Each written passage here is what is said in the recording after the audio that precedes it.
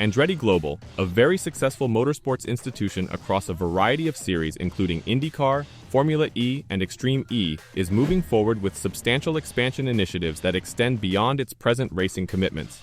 The team, led by JF Thormann, president of Andretti Global, is considering a move into NASCAR. What a shock that would be. Would you also like to see them join? In a video update from the team, Thormann revealed the news. "We're the only ones that compete in the amount of series that we do. And then the ambition that Mike still has. We still have to close the loop, obviously with Formula 1, that's well documented, and hopefully NASCAR. Then we're going to have a race virtually every weekend, and it'll keep our name out there and keep us busy." Thormann remarked that Andretti Global's approach makes sense given the family's lengthy experience in stock car racing. "A lot of times when I travel, if I have the branding on, the amount of people that will actually ask and say, 'Do you work for the Andretti race team? Is it Mario? Is it Michael?' You realize the power of the name and how recognized it is," he added. "It represents that hard work, Mario's story of coming over with just their shirt on their backs. It's just pride to wear that." Andretti Global currently participates in several racing series, including the IndyCar Series, IMSA Sports Championship, Indy NXT, Formula E, Extreme E, Supercars Championship, and Super 2 Series. In its existence, Andretti Global has won 18 titles and 6 Indy 500 races. Mario Andretti was the founder of the Andretti NASCAR racing team. He has raced in a couple of NASCAR events, winning the Daytona 500 in 1967. His nephew, John Andretti, won 2 Cup Series races out of 393 total. Marco Andretti, Mario's grandson, has raced in many NASCAR National and Regional Series events since 2022. Dan Taurus of Group 1001 co-owns Andretti Global, as does Gainbridge Financial, which also has equity in Spire Motorsports NASCAR. Spire has been able to spend heavily in resources from the Kyle Busch Motorsports headquarters, as well as an extra charter, which was purportedly bought from Live Fast Motorsports for $40 million. It has hired high-level personnel like as executive Doug Duchart and championship-winning crew chief Rodney Childers. Andretti's formal relationship with Spire is one potential entry point into the market. Andretti Global has also had multiple meetings with manufacturers over the last decade to determine the best moment to enter the sport independently, and it has always been a matter of timing and location.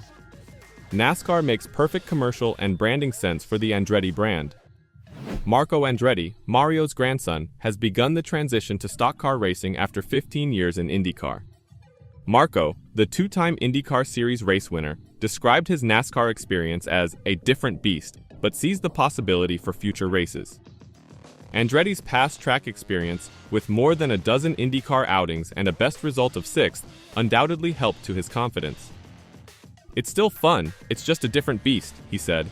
"Having laps on the track definitely helped me because my learning curve was a lot steeper in the Xfinity car at the Charlotte Roval. I didn't enjoy myself at the Roval. This is a good track, lots of laps at it.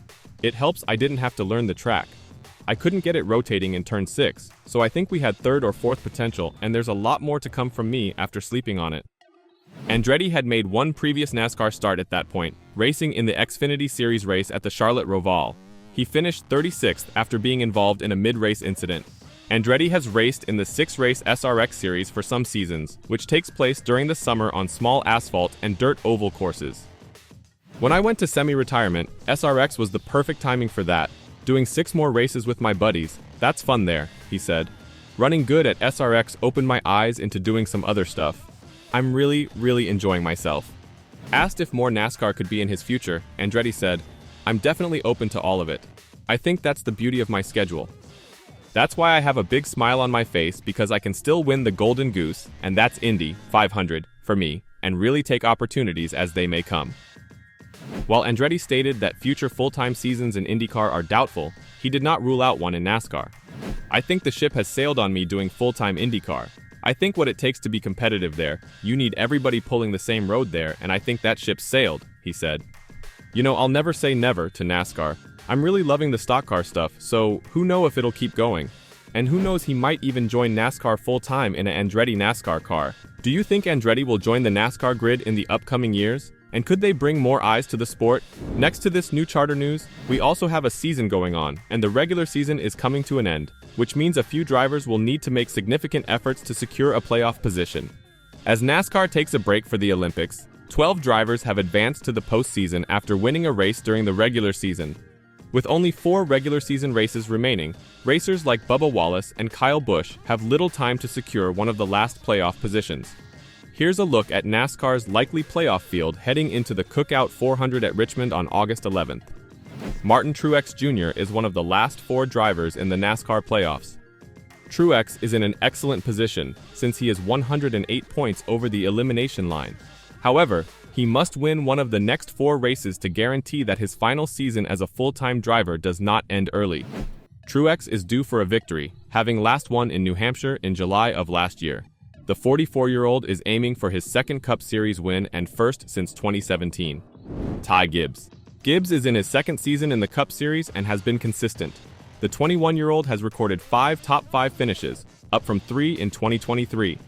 Gibbs, the grandson of famed NFL coach and NASCAR team owner Joe Gibbs, won the ARCA Menard Series in 2021 and the Xfinity Series in 2022.